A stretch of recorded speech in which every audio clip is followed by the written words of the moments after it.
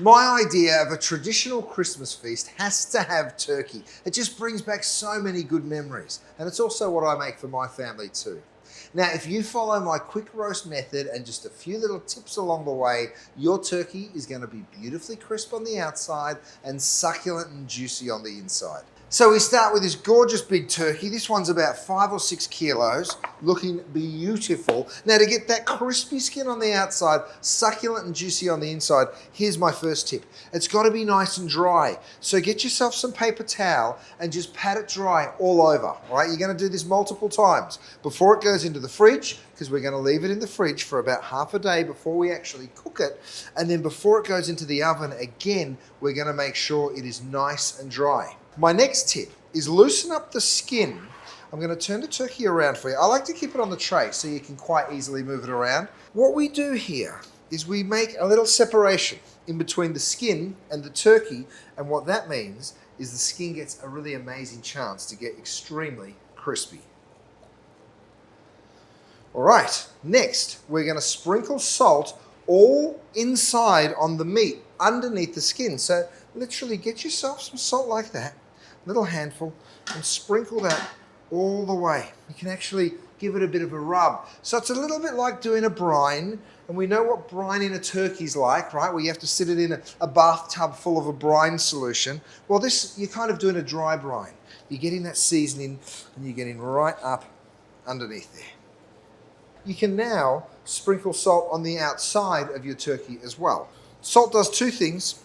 Flavors, but it also draws a little moisture. So it's going to help to dry that skin out even more and give us even crispier skin. The next step is to take some sage and some thyme, stick it right on into the cavity of the turkey before you tie it up. Give yourself a nice long piece of string so it's easy to tie. And then I'm just going to go ahead and truss those two legs together. And that way it'll cook really nice and evenly. Some people tell you to tuck the wings underneath. I don't. I actually like them sitting out like that. They're going to get even crisper. Now, you pop this back into your refrigerator for 14 hours, even for a couple of days if you want. Leave it uncovered, because we're going to continue to allow that to air dry. Now, about an hour before you're ready to roast the turkey, what you want to do is take it out of the refrigerator and leave it at room temperature for about 30 minutes or so. If you put it in the oven when it's cold, what's going to happen is it's going to cook unevenly, and more importantly, it's going to take even longer. So just pull it out half an hour and let it come up to temperature. Preheat the oven to 220 degrees Celsius or 200 degrees if you're using a fan-forced oven. Next job, get yourself some oil and brush the entire turkey. This is a really important step. It's going to give you beautiful golden crispy skin all over your turkey. Once you've given it a really nice brush, you're going to pick up that beautiful turkey and pop it into your roasting tray. So I've got my roasting tray here. Beautiful. Now, to make sure that the base of your pan doesn't scorch during that roasting period, take a little water and add to the bottom of your heavy roasting pan. We're going to pop it in 200 degrees for 45 minutes, and then we're going to spin it around after that 45 minutes, 180 degrees, and let it go for another 45. Okay, the moment of truth. Is the turkey ready? I've got a good trick for you so you will never over or undercook your turkey. You get one of these. It's an instant read thermometer. Now mine runs off kinetic energy, so I'm giving it a little shake. Probe it into the thickest part of the thigh, which is about right there. So what you're looking for is for it to reach at least 74 Celsius. And mine is at 75.9, so I think I've nailed it. The turkey is perfectly cooked. Next, get yourself a little bit more of that beautiful thyme, some sage, and then I lift my turkey up out of the roasting tray. You have to rest your turkey for at least 45 minutes, and the reason you're doing that is so you get that beautiful, succulent, juicy interior. That's the key. Take these beautiful pan juices and just pour that straight into the strainer, removing any of the excess herbs. Now, what we're going to do is we're going to let any of the fat that's in those pan juices rise to the top, and there'll be quite a few. So just give it a minute or two and you'll see all the fat rise up there. Then we're going to spoon it off. Of course, if you had the time, you could let it go cold and it would set solid, and then you could just pick it up and remove it. But this way is a little faster. Put your pan on a nice high heat, and then we're going to bring those pan juices up to a simmer, and I'm going to add in a little bit of extra broth. Once all that broth's come up to a simmer, you just pour it off into an easy to pour jug. Oh, so much flavour in there, it's amazing. Get yourself a saucepan, stick it on a medium heat, and then we want to thicken this beautiful gravy. So we're going to start with a little bit of butter, then we'll throw in some finely chopped shallots. And once those shallots have softened for a minute, you can add the flour and cook it for about 2 minutes. That's going to get rid of that floury taste. So you give that a good old stir with your whisk.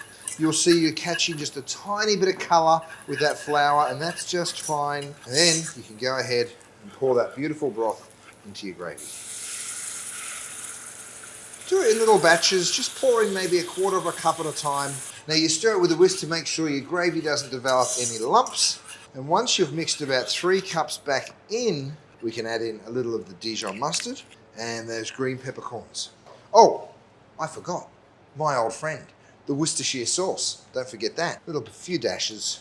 Now that's not just going to help you with that beautiful depth of flavour, it's going to give you that gorgeous colour. So you see how it's coming up to that beautiful simmer. That's going to thicken up nicely now as a beautiful light gravy. Now you have the best gravy on the planet, it's time to carve your turkey.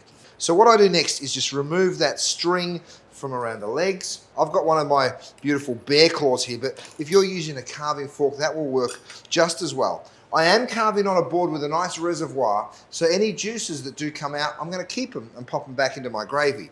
Here's the deal.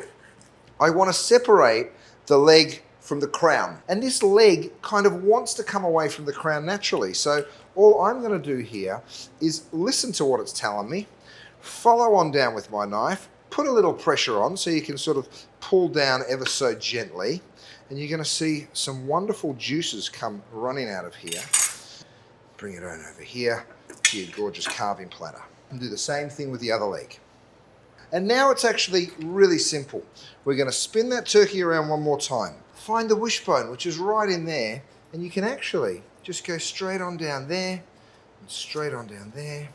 Find that breastbone, which is right along the center here, and cut straight on down in. And then we'll just open it up so you can see exactly where you're supposed to go through. Now, of course, the purpose of taking the breast off the turkey is so that you can simply go ahead and slice it like this. Cut it in as thick or as thin slices as you desire. So easy for everyone to take a piece. If you want to serve the gravy in a little sauce boat, you may. But I'm not going to lie, I kind of like it like this. So there it is, my quick roast turkey with delicious mustard peppercorn gravy. Give it a go. It's easier than you think, and I reckon you're going to absolutely love it. Merry Christmas. Head to coles.com.au for this and more great recipes.